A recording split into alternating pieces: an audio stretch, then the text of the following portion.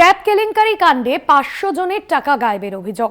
সেই ৫০০ জনের মধ্যে এবার টাকা ফেরত পেল ৩০০ পড়ুয়া। নবান্নের রিপোর্ট দিয়ে জানালো স্কুল শিক্ষা দফতর। মোট ১১টি জেলা থেকে ট্যাব কেলেঙ্কারির রিপোর্ট নবান্নে আসে। বৃহস্পতিবার পর্যন্ত কলকাতায় ৯টি থানায় অভিযোগ দায়ের হয়েছে। সিট গঠন করে তদন্ত শুরু করেছে লালবাজারের গোয়েন্দা বিভাগ।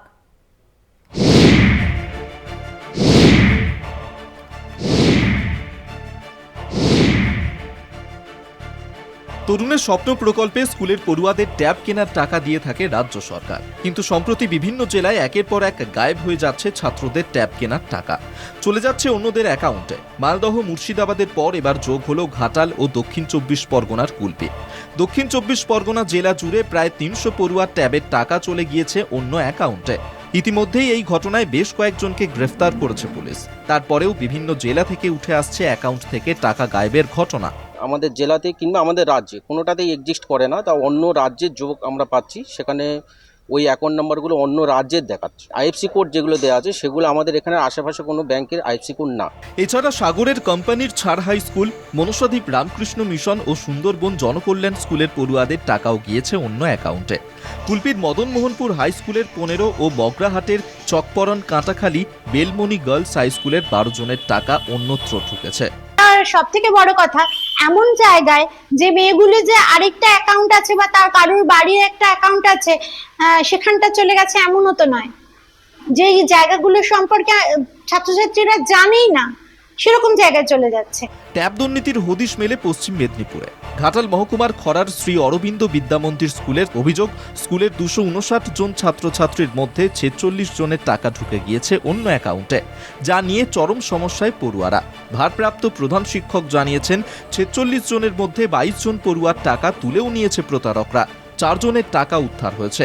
ব্যাংকের সঙ্গে কথা বলে বাকি ২০ জন পড়ুয়ার অ্যাকাউন্ট হোল্ড করিয়ে দেওয়া হয়েছে। যেটা হচ্ছে ওই ২২টা যে অ্যাকাউন্ট, ২২টা অ্যাকাউন্টে টাকা উইথড্র হয়ে গেছে। আর সেইগুলো কিভাবে কি হবে সেটাও আমরা একটু রিকোয়েস্ট করছি, ঊর্ধ্বতন কর্তৃপক্ষের কাছে জানিয়ে এসেছি।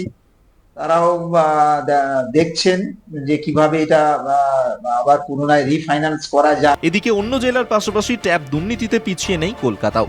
বুধবারের পর বৃহস্পতিবার ফের ট্যাব কাণ্ডে দায়ের হলো অভিযোগ। কলকাতার ৯ থানায় ট্যাব দুর্নীতি কাণ্ডে দায়ের করা হলো অভিযোগ। শুধু কি ট্যাব নাকি, কোথায় চুরি হচ্ছে না বলুন?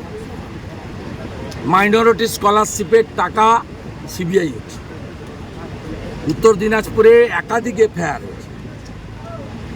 ট্যাবে আপনি পেয়েছেন, রূপশ্রীতে কার্ড ছাপিয়ে টাকা নিয়ে চলে যাচ্ছে। আমার বক্তব্য, ট্যাবের জন্য টাকা না দিয়ে ট্যাব কিনে ছাত্রদের মধ্যে বন্টন করা উচিত।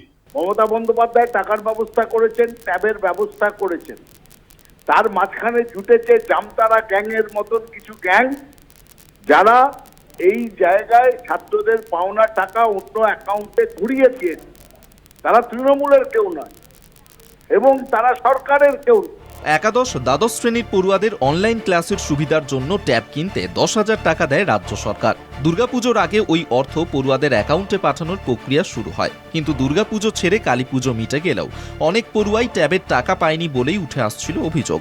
স্কুল কর্তৃপক্ষকে জানানোর পরই টাকা গায়েবের আসল রহস্য সামনে আসে। পুলিশ সূত্রে খবর, ৩০০ টাকা কমিশনের বিনিময়ে মিউল অ্যাকাউন্ট ভাড়া নিয়ে টাকা পয়সা সরাতো অভিযুক্তরা।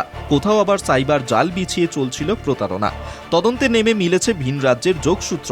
পুলিশ সূত্রে খবর, সিট গঠন করে তদন্ত শুরু করেছে লালবাজারের গোয়েন্দা বিভাগ। কলকাতা টিভি।